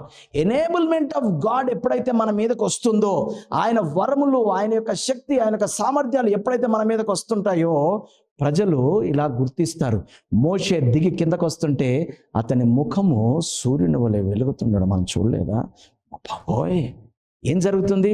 దేవుడు మోషేని enable చేస్తే ఆ విషయము ఇశ్రాయేలులకి మో అని కనబడుతుందంట. అక్కడ మోషే ముఖం వెలిగితే ఇశ్రాయేలుకి ఏ ఊరుగుద్ది కాదు. అక్కడ దేవుడితో మోషే గడిపి, మోషేకి దేవుడు ఈ 6 లక్షల మందిని నడిపించడానికి నేను నీకు ఇస్తాను చూడు సామర్థ్యం అంటుంటే, ఆ సామర్థ్యంతో మోషే వస్తుంటే ప్రజలకి ఏంటి దగదగ వెలిగిపోతున్నాడు మనిషి అనిపించింది. యేసుక్రీస్తు వారు 40 దినములు 40 రాత్రులు అరణ్యంలో ఉపవాసం చేసిన తర్వాత ఆత్మశక్తితో ఆయన బయటకు వచ్చాడు. ఇలాగా రూపాంతర కొండ మీద నుంచి ఆయన దిగి వస్తుంటే ఆయన ముఖము సూర్యుని వలె, ఆయన వస్త్రములు దగదగ మెరవలేదు. వాళ్ళకి అలా అనిపించింది. పైనుంచి దేవుడు మాట్లాడుతుంటే ఉరిమెను అనిపించింది. చూసారా? అలాగా అంటే దేవుని చేత నీవు నేను ఎనేబుల్ అవుతుంటే జనాలు మనల్ని అలా అలా అలా గుర్తుపడతారనమాట. ఏదో ఉంది ఈయన లోపల, లాగేయాలి ఈయన లోపల నుంచి. ఏంటో మనిషి ఇలాగ ఉంటాడు, సామాన్యంగా ఉంటాడు, మనలో ఒక్కడిలాగే ఉంటాడు, కానీ ఏదో ఉంది ఈయన లోపల, నేను లాగేసుకోవాలి, నేను తీసేసుకోవాలి అని జనాలు మన వైపు ఏమైనా దొరుకునేమో అని ఇలా చూస్తారు. ఎందుకో తెలుసా? మనకి చాలా వెయిట్ పెరుగుతుంది. ఈ వెయిట్ పెంచండి రా బాబు అంటే మా సేవకులు ఏ వెయిట్ పెంచుతున్నారు? Head weight. అది చూడడం కూడా ఇట్లా చూస్తారు, ఇలా చూస్తారు అంటారు. ఎంత హెడ్ వెయిట్ అంటే పెంచాల్సింది హెడ్ వెయిట్ కాదు, మన లోపల జనాలు ఆ వెయిట్ చూడాలి. ఇలాగా వెయిట్ చూసి ఈయనకు కాల్ చేస్తే, ఈవిడితో మాట్లాడితే, ఈయనతో కాసేపు కూర్చుంటే నా మ్యారేజ్ సెట్ అయిపోద్ది, నా జీవితం సెట్ అయిపోద్ది, నా భవిష్యత్ సెట్ అయిపోద్ది, నా సమస్యకి పరిష్కారం వచ్చేస్తుంది. ఈయనతో కూర్చున్న తర్వాత నేను ఫుల్ వెయిట్ పెరిగి ఇంటికి వెళ్ళిపోయాను. That is called weightage.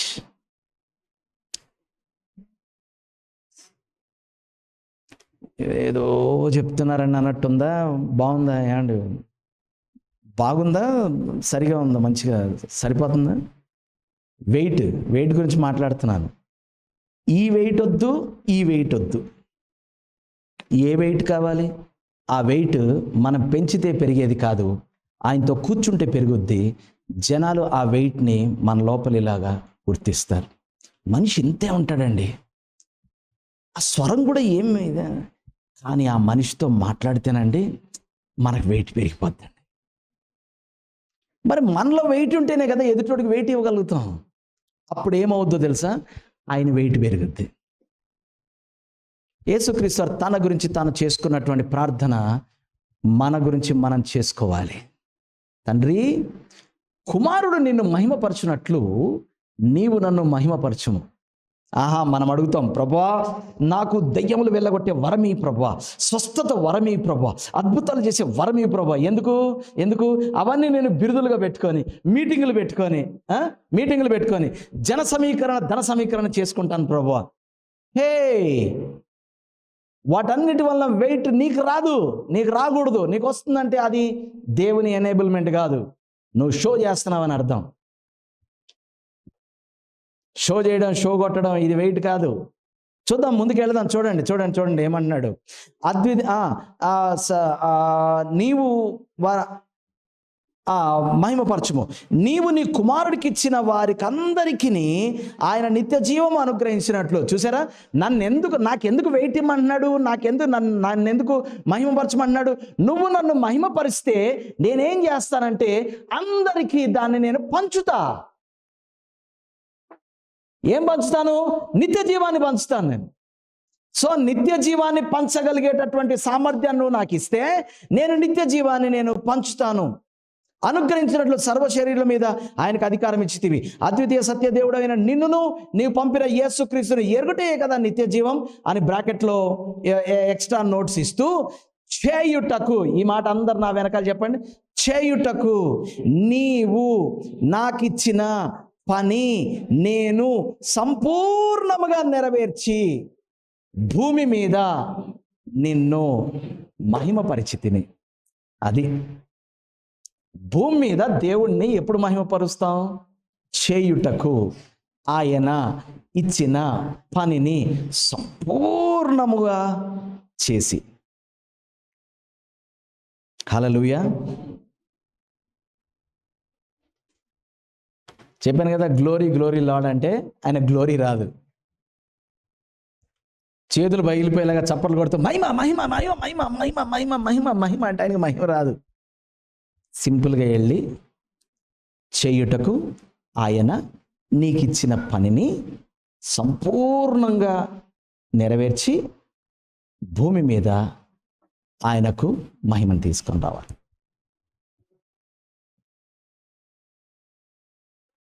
యేసుక్రీస్తు తనని గురించి తాను చేసుకున్న ప్రార్థనలో నుంచి మనం నేర్చుకోవాల్సిన విషయాలు ఇవి. తన పొలము అనేది ఒకటి ఉంది, ఎవరిది వాడికి ఉంది. జనరల్లీ స్పీకింగ్, తన పొలము దున్నువానికి అన్నము తక్కువ కాదు అని ఉంది. ఇది జనరల్ ప్రాక్టికల్ సోషల్ ఇష్యూ. ఇది ఏంటండి? అందరూ ఒకసారి మాట చెప్పండి. తన పొలం అనండి. ఏ పొలం అండి? ఏ పొలం? ఒక అమ్మాయి నల్లగా అయిపోయిందంట. ఎందుకైంది? ఆ అమ్మాయి పొలంలో ముళ్ళ తుప్పలు మొలిసినాయి అంట. ఎందుకు? ఎందుకు ఏంటమ్మా?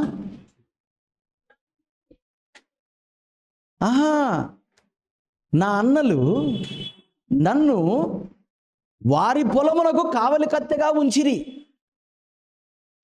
అందుకు నాకు ఏమైంది? ఎండ తగిలింది, అందుకే నేనేమయ్యాను? నల్లబడ్డాను. మీరందరు ఇప్పుడు నన్ను నల్లని దానా అంటున్నారు. ఊరికే నేనేమో నల్లగా అవ్వలేదు. మరి నీ పొలమమ్మా నా పొలం అంతా ముళ్ళ తుప్పలు పెరిగినాయి. ఎందుకమ్మా? అన్న పొలం దున్నకండి. నీ పొలం నీకు ఒకటి ఉంది. తన పొలమును దున్నువాడు తన పొలమును సేద్యపరచువానికి అన్నం దొరుకుద్ది. నీకు ఒకవేళ అన్నం దొరకట్లేదంటే ఒకసారి చెక్ చేసుకోవాలి, నా పొలాన్ని నేను దున్నుతున్నానా లేదా. మనం ఏం చేస్తామంటే అత్యుత్సాహంతో మన అన్నల పొలానికి కాపలా ఉండి మా అన్నగారు నన్ను చూసుకుంటాడు అనుకోవడం. కాదు కాదు కాదు, ఎండ తగులుద్ది, నల్లబడతావు, అందరు నిన్ను చూసి నల్లని వాడా నల్లని దానా అంటారు. నేనేం ఊరికి నేను నల్లగా అవ్వలేదు, మా అన్న పొలాలకి. మరి నీ పొలం ఏమైందిరా? నా పొలంలో ముళ్ళ తుప్పలను గచ్చపొదలు మొలిసినాయి. ఏరా అంటే నాకు అటు వెళ్ళడానికి నాకు టైం లేదు. మరి అదే కూడా చూస్తాడు రా అంటే నేనే చూడాలి. మరి ఏమైందిరా అంటే మా అన్న పొలం. ఒరే, తన పొలమును సేద్యపరచువానికి ఏం దొరుకుద్ది? అన్నం కావాలా మీకు అంటే? అలా కాదండి, మానదిన ఆహారం నేడు మాకు దయచేయము అనగానే అన్నం వచ్చేస్తుంది. తన ప్రియులు నిద్రించుచుండగా ఆయన వారికి ఆహారం దయచేయం. నేను నిద్రపోతాను ప్రార్థన చేస్తాను నాలాటోడు అన్నాడు అనుకోండి, అవుద్దామా? అవుద్దా? అంటే నేను పాస్టర్ని కదా, ఏం చేయాలి? నిద్రపోవాలి, ప్రార్థన చేయాలి. చేస్తే ప్రభు ఏలియాకు కాకుల చేత పంపినట్టు నాకు కొరియర్ ద్వారా, జొమాటో, స్విగ్గీ ద్వారా పంపిస్తాడు. నాకంటూ ఓ పొలం ఉండదా? చెప్పండి, ఉంటుందా? చిట్టుబాబు గారికి వేరే రకం పొలం, నాకు వేరే రకం పొలం, వినయ్ గారికి వేరే రకం పొలం. రోజు ఆ పొలం గేట్ తీయాలి, గేట్ వేయాలి, లోపలికి వెళ్ళి ఆ చుట్టూ ఉన్న విగ్రహాలకి దండం పెట్టుకొని, మీరు నన్ను ఏం అనకండి, నా హృదయంలో వేరే ఆయన ఉన్నాడని వాళ్ళందరికీ ఒక నోటీస్ ఇచ్చి అప్పుడు కూర్చోవాలి. ఆయన పొలం అయింది. ఎవరు పొలంలో ఉండే ఛాలెంజెస్ వాళ్ళకు ఉంటాయి, నా పొలంలో ఉండే ఛాలెంజెస్ నాకు ఉంటాయి. నా పొలాన్ని కూడా నేను దున్నాలి, కానీ నేను ఆయన ప్రియుడిని, నేను పండుకొని నిద్రపోతాను, ఆయన నాకు ఇస్తాడు. నేను పొద్దున్న లేచి సాయంత్రం మధ్యాహ్నం లేచి మానదేహారం నేడు మాకు దయచేయము అనగానే ఆహారం అలాగా స్విగ్గీలో వచ్చేస్తుంది. అలా రాదు. There is a principle. తన పొలమును సేద్యము చేయడానికి ఆహారము దొరకను. నీకు ఆహారం కావాలంటే పని చేయాలి.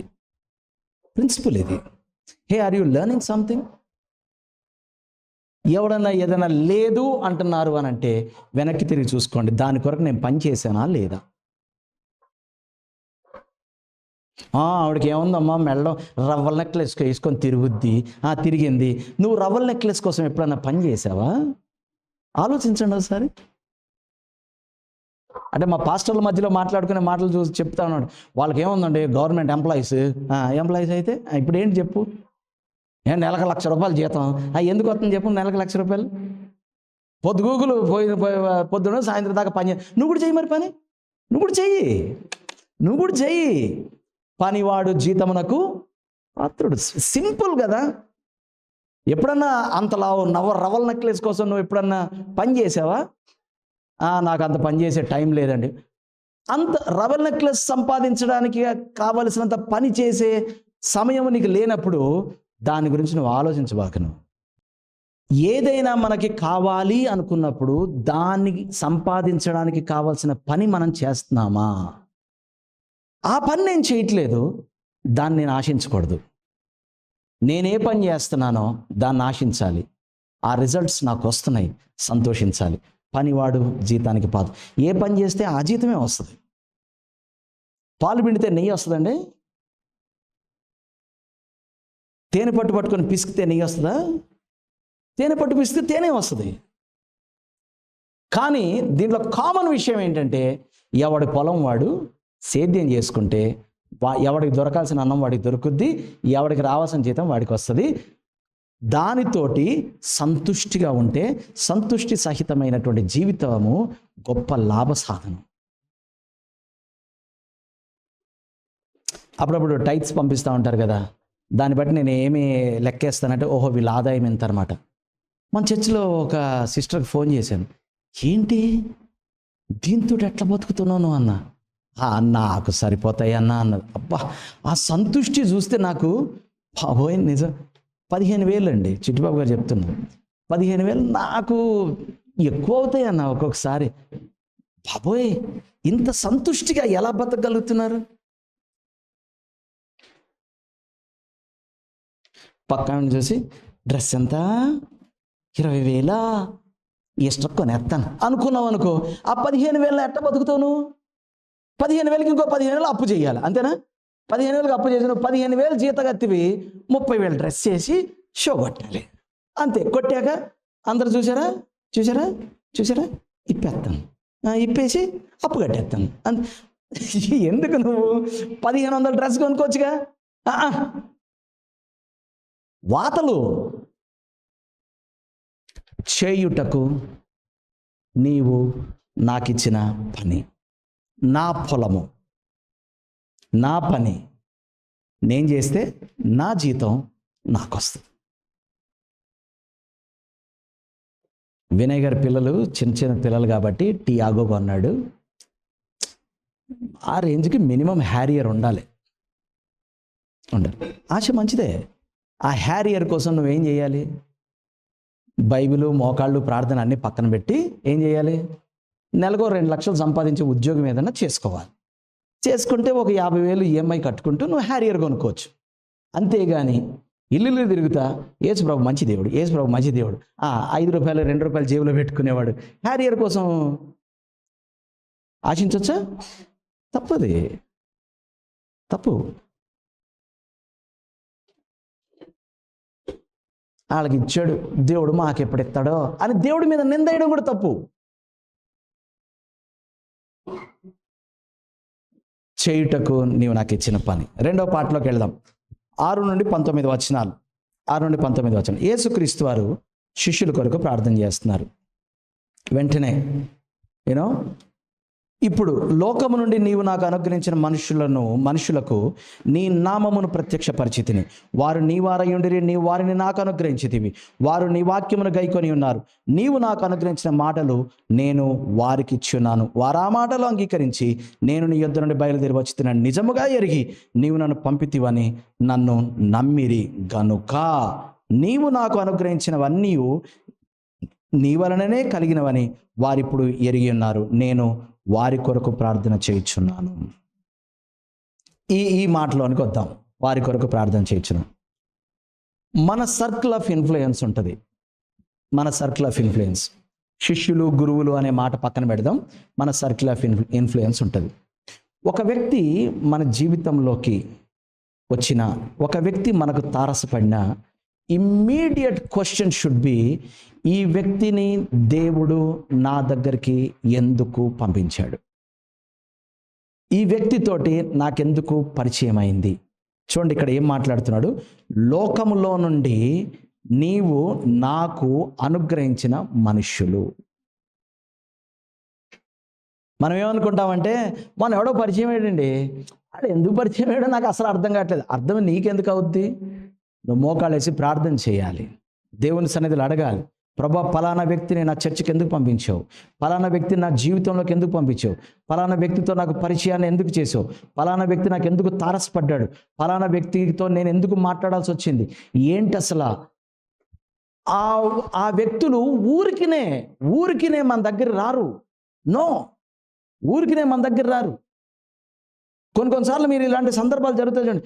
ఏంటోనండి, మా షాప్లోకి వచ్చాడు, ఏం కొనలేదు, ఏం లేదు, ఏదో నన్ను పలకరించి పరిచయం చేసుకొని వెళ్ళిపోయాడే. పట్టుకోండి. లోకంలో నుండి ఆయన మనకు అనుగ్రహించిన మనుష్యులు, వాళ్ళు క్యాచ్ దెమ్. పట్టుకొని వాళ్ళకి ఏం చేయాలి? మీరేం చేయకండి, మనమేం చేయలేం. మనమేం చేయడానికి కాదు. ఏమంటున్నారు? మనుషులను, లోకం నుండి నీవు నాకు అనుగ్రహించిన మనుషులకు నీ నామము ప్రత్యక్ష పరిచితిని. వారు నీ వారయ్యుండిరి, నీవు వారిని నాకు అనుగ్రహించితివి. నీ దగ్గరికి రాకముందు, నీ జీవితంలోకి రాకముందు, నీకు తారసపడకముందు, నీకు పరిచయం కాకముందు వాళ్ళు ఎవరి ప్రజలో తెలుసా? దేవుని ప్రజలు. మనం ఏమనుకుంటామంటే చర్చిలో ఉన్న వాళ్ళందరూ దేవుని బిడ్డలు, బయట ఉన్న వాళ్ళందరూ దెయ్యం బిడ్డలు. కాదు. దెయ్యమే మన సృష్టికర్త. దెయ్యం తన స్వరూపంలో, తన పోలికల మనుషులను సృష్టించిందా? కాదు. వాళ్ళు కూడా దేవుని బిడ్డలే. అయితే వారు ఇంకా దేవుని తెలుసుకోలేదు. నీవైతే తెలుసుకున్నావు. తెలుసుకొని నువ్వు ఎలా తెలుసుకున్నావు? ఆయన నామమందు విశ్వాసం ఉంచావు. సో నీ దగ్గర ఏముంది? ఆ దినమున మాట్లాడుతున్నారు వారు ప్రార్థనకు వెళుతున్నప్పుడు, వెండి బంగారములు మా యొద్ద లేవు కానీ మాకు కలిగినదే నేను మీకు ఇస్తున్నాను అన్నాడు. What do you possess? Every common, simple, average Christian has the name of the Lord. ఏం మాట్లాడుతున్నారు వాళ్ళు? నీకు వెండి బంగారాలు కావాలి, నా దగ్గర లేవు. నువ్వేదో ఆశిస్తున్నావు, నా దగ్గర లేవు. నాకు కలిగినది నేను ఇస్తున్నాను. నువ్వెంత బీదవాడివైనా, ఎంత గొప్పవాడివైనా, చిన్నవాడివైనా, పెద్దవాడివైనా, చదువుకోకపోయినా, once you are born again, you have Christ living in you. క్రీస్తు నీలో జీవిస్తున్నాడు. ఆయన నామమును నువ్వు ధరించుకొని ఉన్నావు. ఎక్కడ ఎవడు ఏ పరిస్థితుల్లో ఉన్నా వాళ్ళందరికీ answer the name of the Jesus Christ. That you have. నీ లోపల ఫుల్గా ఉంది అది. ఎక్కడైనా సరే నువ్వు డ్రా చేయొచ్చు దాన్ని. ఏ పరిస్థితిలోనైనా నువ్వు డ్రా చేయొచ్చు, ఏ సందర్భంలోనైనా నువ్వు డ్రా చేయొచ్చు, ఏ టైంలోనైనా నువ్వు డ్రా చేయొచ్చు. అవతల వ్యక్తి ఏ పరిస్థితిలో ఉన్నా, ఏ అవసరతలో ఉన్నా, only one single solution is the name of Jesus Christ of Nazareth. వెండి బంగారంలో నువ్వు అడుగుతున్నావు, కానీ అవి మా దగ్గర లేవు. మా కలిగినది నేను నీకు ఇస్తున్నాను. ఏం కలిగి ఉన్నావయ్యా నువ్వు? చూస్తున్నాడు ఇలాగా, నజరేయుడైన యేసు నామము లో లే. What we can give? We can give Jesus Christ. How? We have him inside. ఎలా ఇవ్వగలుగుతాం? మనం కలిగి ఉన్నాం. అందుకనే మనల్ని ఏమంటున్నారు? క్రైస్టియన్స్ అంటున్నారు. అంటే లోపల క్రీస్తును ధరించుకున్నవారు, క్రీస్తును మోసుకొని వెళుతున్నటువంటి వారు, ఆయన నామమును ధరించుకున్న ప్రజలు వీరే. ఎవరికైనా, ఎప్పుడైనా, ఎక్కడైనా, ఏ సందర్భంలోనైనా ఆయనను ప్రత్యక్షపరచవచ్చు. ఆయనను ప్రత్యక్షపరచగానే ఇక మిగతాది ఆయన చూసుకుంటాడు. అది కుంటితనమా, గుడ్డితనమా, మూగతనమా, చెవిటితనమా, అవిటితనమా, బీదరికమా, అప్పుల, బాధల, వేదనల, అనారోగ్యాల, కుటుంబంలో కలహాల, whatever it is, you cannot do anything. I cannot do anything. I'm not capable. But what I have I can give. What do I have? I have Jesus Christ. So నీలో కలిగి ఉన్నటువంటి, నీవు కలిగి ఉన్నటువంటి ఆ క్రీస్తును ఆ ఫ్యామిలీలోకి reveal చేసేసేయండి. మీరు కలిగి ఉన్నటువంటి ఆ క్రీస్తును ఆ జీవితంలోకి రివీల్ చేసేసేయండి. మీరు కలిగి ఉన్నటువంటి క్రీస్తును ఆ పరిస్థితుల్లోకి రివీల్ చేసేసేయండి. He will take care of it.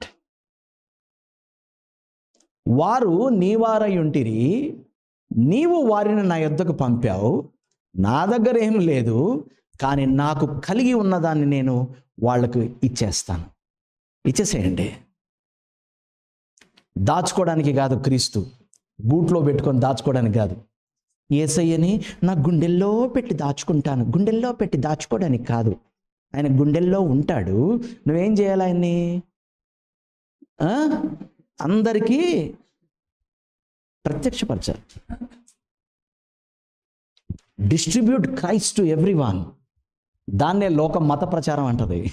అది మత ప్రచారం కాదమ్మా, నీకు పరిష్కార మార్గం. అది నీకు పరిష్కారాన్ని ఇస్తున్నాను. నీ సిచ్యువేషన్లోకి ఒక సొల్యూషన్ని నేను పంపిస్తున్నాను. ఎందుకంటే వేరేది లేదా, నాకు అదే ఉంది. నేను కలిగి ఉన్నదే నేను నీకు ఇస్తున్నాను. నువ్వు కోరుకున్నది నా దగ్గర లేదు, నీకు అవసరమైంది నా దగ్గర ఉంది. అది ఇదే, ఇది అదే కాదు కాదు కాదు కాదు. కోరుకునే బోళ్ళు ఉంటాయి, అవసరమైంది ఒకటే. అది మనం కలిగి ఉన్నాం. ప్రతి మానవుడి సమస్యకు కావలసిన పరిష్కారాన్ని నీవు నీ హృదయంలో కలిగి ఉన్నావు. నమ్మిన వాళ్ళు గట్టిగా ఒకసారి గుండె మీద చేసుకొని ఆమేనని చెప్పండి. You have the solution in your heart, in your life. గుండె చెదిరిపోయి, కుమిలిపోయి, కూలబడిపోయినటువంటి జీవితానికి ఇవ్వగలిగిన పరిష్కారం నీ దగ్గర ఉంది. చెదిరిపోయిన కుటుంబానికి పరిష్కారం నీ దగ్గర ఉంది. అనారోగ్యంతో ఉన్నవాడికి ఇవ్వవలసినటువంటి పరిష్కారం నీ దగ్గర ఉంది. సింగిల్ వర్డ్ ఒక పరిష్కారం, Jesus Christ. Take him, give him. మనం ఏమంటామంటే యేసుక్రీస్తు వారు వచ్చి ఏం చేశారంటే, గుడ్డి వారికి కళ్ళు ఇచ్చారు, కుంటి వారికి కాళ్ళు ఇచ్చారు, చెవిటి వారికి చెవులు ఇచ్చారు, మూగ వారికి నోరు ఇచ్చారు, చచ్చిన వారిని లేపారు, ఎన్నో చేశారు. ఆయన తన్నోడితో తాను ఏం చెప్తున్నాడు? అయ్యా అవన్నీ part and parcel of it. నేనేం చేశానంటే, వీరందరూ నీ వారై ఉన్నారు, నువ్వు వారిని నాకు ఇచ్చావు, నువ్వు నాలో ఉన్నావు, నాలో ఉన్న నిన్ను నేను వాళ్ళకి ప్రత్యక్షపరిచాను. సింపుల్, అయిపోయింది. అది చేశాడంట. అంటే చేయుటకు నీవు నాకు అప్పగించిన పని అన్నాడు కదా. ఏంటి ఆయన చేసిన పని? ఆయనలో ఉన్నటువంటి దేవుణ్ణి అందరికీ పరిచయం చేశాడు.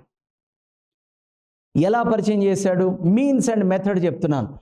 మాట ద్వారా అంట. నీ మాటలు నేను వారికి ఇచ్చి ఉన్నాను, ఆ మాటలను వారు అంగీకరించిరి. ఏమి ఇవ్వాలి మనం? నాకు మాట్లాడడం రాదని మాట్లాడుకో, కేవలం యేసుక్రీస్తు గురించి మాట్లాడంతే. మాట్లాడకపోతే మంచిది, ఎదవసోది పెట్టడం వేస్ట్. యేసుక్రీస్తు గురించి ఒక్క మాట. ఇదిగో నీకున్న సమస్యకి ఒకటే పరిష్కారం చెప్పనా? యేసుప్రభు నమ్ముకో, ఒక్క మాట అనండి చాలు. ఆ మాటలు నేను వాళ్ళకి ఇచ్చాను, వారు వాటి యందు విశ్వాసం ఉంచి వారు నిత్య జీవాన్ని పొందారంట. నెక్స్ట్ ఏమైంది? ఇంకొక మాట చూద్దాం. 17వ వచనం, సత్యమందు వారిని ప్రతిష్ఠ చేయుము, నీ వాక్యమే సత్యం. నీవు నన్ను లోకమునకు పంపిన ప్రకారము నేను వారిని లోకమునకు పంపితిని. ముగింపుకు వస్తున్నాడు అక్కడ. ఎప్పుడైతే క్రీస్తును, వాక్యాన్ని ఇతరులకు పరిచయం చేస్తామో వారు ఎస్టాబ్లిష్ అయిపోతారు. దేంట్లో? సత్యములో. చెప్పండి అందరు ఈ మాట. దేంట్లో ఎస్టాబ్లిష్ అవుతారు? సత్యములో. మనుషులందరూ అబద్ధికులే, దేవుడే సత్యవంతుడు. నువ్వు ఎన్ని మాటలు చెప్పినా అవన్నీ వేస్ట్. నువ్వు దేవుణ్ణి కనుక పరిచయం చేస్తే they are in the truth. Give the people some truth. ఎందుకు? ఆయన చెప్పాడు కదా, ఆయన ఏదో మహాత్మా అంటారు ఆయన్ని, సత్యమేవ జయతే. అంటే ఒకటి జయించాలంటే వాడికి ఏమి ఇవ్వాలి? మనం సత్యాన్ని ఇవ్వాలి.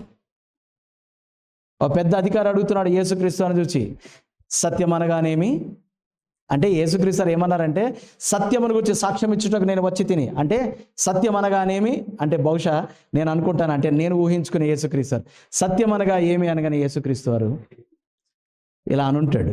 అనగానే ఓకే అన్నాడు. మాట్లాడలేదు అధికారి. అంటే కరెక్టే కనబడుతున్నావులే, నిలువెత్తు కనబడుతున్నావులే, ఇంకేందిలే అడిగేది. కానీ సత్యం అనగానేమి ఆయనే, వాక్యమే సత్యం. Give people some truth because the whole world is living in deception, in lie, in darkness. ఎక్కడ చూడండి మీరు అబద్ధమే ఉంటుంది. ఓ డబ్బా చూడండి. నిన్న సీసా గురించి మాట్లాడుకుంటాను. ఆడు 750 మిల్లీల సీసాను తయారు చేసి లీటర్ సీసా నమ్మడం ఎంత దుర్మార్గం అండి. అబద్ధం. లీటర్ బాటిల్ అంటాం, కానీ దాంట్లో 750 ml. ఓ పౌడర్ డబ్బా కొంటాం, సగమే ఉంటుంది దాంట్లో. మరి సగం ఉన్నప్పుడు ఆడు ఏమనాలి? 100 grams అనాలి. డబ్బా సైజుని బట్టి ఆడు 200 grams అని రాతాడు. అబద్ధం కదా. మీరు లోకంలో ఎక్కడ చూడండి, మానవుడు అబద్ధము, అసత్యము అనే అంధకారంలో కొట్టుమిట్టాడుతున్నాడు. కాస్త సత్యాన్ని ఇవ్వండి. ఎక్కడ దొరుకుతుంది సత్యం? నీ వాక్యమే సత్యం, ఆయనే సత్యం. Hallelujah. Coming to the last section, 20 నుంచి 26 వచనాలు. ఇప్పుడు లోకం కొరకు ప్రార్థన చేస్తున్నాడు. తండ్రి, నా యందు నీవును, నీ యందు నేను ఉన్నలాగున వారును మన యందు ఏకమై ఉండవలనని వారి కొరకు మాత్రమే నేను ప్రార్థించటం లేదు, వారి వాక్యము వలన. అంటే ఇందాక ఎవరైతే శిష్యులు ఉన్నారో, అంటే ఇప్పుడు వరకు మన గురించి మాట్లాడిన మీరు వెళ్ళి వాక్యాన్ని ఇవ్వండి అన్నాం కదా. ఇప్పుడు ఏమంటున్నాడు? వారి వాక్యము వలన నా యందు విశ్వాసం ఉంచు వారందరూ ఏకమై ఉండవలనని వారి కొరకును ప్రార్థించుచున్నాను. ఏం కనెక్షన్ ఎస్టాబ్లిష్ చేశాడండి. చూడండి ఒకసారి అందరు నా వైపు చూడండి. బైబిల్ చూడకండి, ఏం అర్థం కాదు. తండ్రియు కుమారుడు ఏకమై ఉన్నారంట. ఇప్పుడు ఏమంటున్నాడంటే, నీవు నాకు ఇచ్చిన మాటలు లేదా నిన్ను నేను వీరికి బయలుపరిచాను, వీరు దాన్ని అంగీకరించారు. ఇప్పుడు వీరును నేనును ఏకమై ఉన్నాం. ఓకేనా? వీరు వెళ్ళి వాక్యం చెప్తారు కదా, ఆ విన్నవారు కూడా వారు కూడా ఏకమవుతారు. ఇప్పుడు నీవు, నేను, వీరు, వారు, మనమందరము ఏకమవ్వాలి. యూనిటీ అండ్ లవ్, ఈ 2 విషయాల గురించి ప్రార్థన చేస్తున్నాడు ఆయన. తండ్రి, నీవు నేను యూనిటీగా ఉండాలి. ఆ ఐక్య ప్రేమలో మనం ఉండాలి. వీరును నేనును యూనిటీ ఉండాలి. ఈ ఐక్య ప్రేమ ఉండాలి. వీరును వారును ఏకమవ్వాలి. ఇప్పుడు వారును వీరును ఏకమవుతే వీరును నేనును ఏకమై ఉన్నాం కాబట్టి వారును నాతో ఏకమవుతారు. నేనును నీవును ఏకమై ఉన్నాం కాబట్టి నాతో ఏకమైన వారు వీరును నీతో ఏకమవుతారు. మొత్తానికి ఏంటంటే అందరూ కూడా దేవునిలో ఒక ఐక్య ప్రేమలోనికి వచ్చేస్తారు. ముగింపు ప్రార్థన. ఈ దీర్ఘ ప్రార్థనలో ఉన్నటువంటి ప్రధానమైనటువంటి అంశం ఏంటి అని అంటే, తండ్రి నువ్వు నేను ప్రేమతో ఒకటయ్యాను చూసావా, అలాగా వీరి వాక్యం విన్న వారు, ఒక్క మాటలో చెప్పాలంటే లోకమంతా మనవలే ప్రేమతో ఏకమైపోదురుగాక. తను సిద్ధపరచుకున్నాడు, తన శిష్యులు సిద్ధపరిచాడు, మీరు వెళ్ళి వాళ్ళని సిద్ధపరచండి అంటున్నాడు. ఇదంతా ఎప్పుడు జరిగింది? జగత్ పునాది వేయబడకమని పేరు నీవు నన్ను ప్రేమించితివి, నీతి స్వరూపుడు ఒక తండ్రి, లోకము నిన్ను ఎరగలేదు, నేను నిన్ను ఎరుగుదును, నీవు నన్ను పంపితివి, వీరెరిగి ఉన్నారు, నీవు నా యందు ఉంచిన ప్రేమ వారి యందు ఉండునట్లును నేను వారి యందు ఉండునట్లును వారికి నీ నామమును తెలియజేసేదని ఇంకనూ తెలియజేసేదను అని చెప్పాను. హల్లెలూయా. ఏం మాట్లాడుతున్నాడు? నీకు నాకు మధ్యలో ప్రేమతో కూడిన ఐక్యత ఉంది. నేను వీళ్ళకి ఇచ్చాను, వీళ్ళు వాళ్ళకి ఇస్తారు, వాళ్ళు అంతా కూడా ప్రేమతో కూడిన ఐక్యతలోనికి వచ్చేసేయాలి. ఆయన పోతూ పోతూ చేసినటువంటి ప్రార్థన ఇది. ఏంటా ప్రార్థన? లోకమంతా దేవునితో ప్రేమ వలన కలిగిన ఐక్యతలోనికి వచ్చేసేయాలి. దానికి ఆయన కారణమయ్యాడు, ఆయన శిష్యులు కారణమయ్యారు, వారి తర్వాత వారు కారణమయ్యారు. ఈ రోజున నీవు నేను కారణం అవ్వాలి. ఈ మాటలు ప్రార్థన చేశాడు యోహాను 17వ అధ్యాయం ముగించగానే ఇమ్మీడియట్గా he is jumping in to chapter 18. 18వ అధ్యాయం దేని గురించి మాట్లాడుతుంది? యేసుక్రీస్తు వారిని ఆ రాత్రి గెత్సెమనే తోటలో అరెస్ట్ చేశారు. 19వ అధ్యాయం ఆయన తీసుకొని వెళ్ళి సిలువ వేశారు. 20వ అధ్యాయంలో ఆయన పునరుద్ధానుడై లేచి తండ్రి కుడి పార్శ్వానికి వెళ్ళిపోయాడు. ఆ ముగింపు మాటలు చెప్తూ ఉన్నప్పుడు ఆయన చేసినటువంటి ప్రిపరేటరీ ప్రేయర్ 17వ అధ్యాయంలో మనం చూస్తున్నాం. హల్లెలూయా. ఈరోజు ఉదయం ఎవరు ఏ లెసన్ తీసుకున్నారో నాకు తెలియదు, కానీ ముగింపు కంక్లూజన్లో ఈ ఒక్క స్టేట్మెంట్ మీరు తీసుకొని వెళ్ళండి. మనం ఇక్కడ ఉన్నది ఎందుకు అనంటే, మనం ఆయనతో ఐక్యమయ్యాము కాబట్టి. మనము జీవించడానికి ఉన్నటువంటి పర్పస్ ఏంటి అనంటే, మనం ఇతరులను ఆయనతో ఐక్యపరచడానికి. లోకమంతా కూడా ప్రేమతో కూడిన ఐక్యత వలన దేవునిలో ఐక్యమైపోవాలి. అందుకొరకు నీవు నేను ఆయనలో ఐక్యమై ఉన్నాం. ఆ పని మీద భూమి మీద మనం నివసిస్తున్నాం. చేయుటకు ఆయన అప్పగించిన ఆ పని సంపూర్ణముగా నెరవేరిస్తే భూమి మీద ఆయన నామము మహిమపరచబడుతుంది. అట్లా మహిమపరిచే వారముగా మనము జీవించుదాం. తల్ల ఉంచుకుందాం, ప్రార్థన చేసుకుందాం.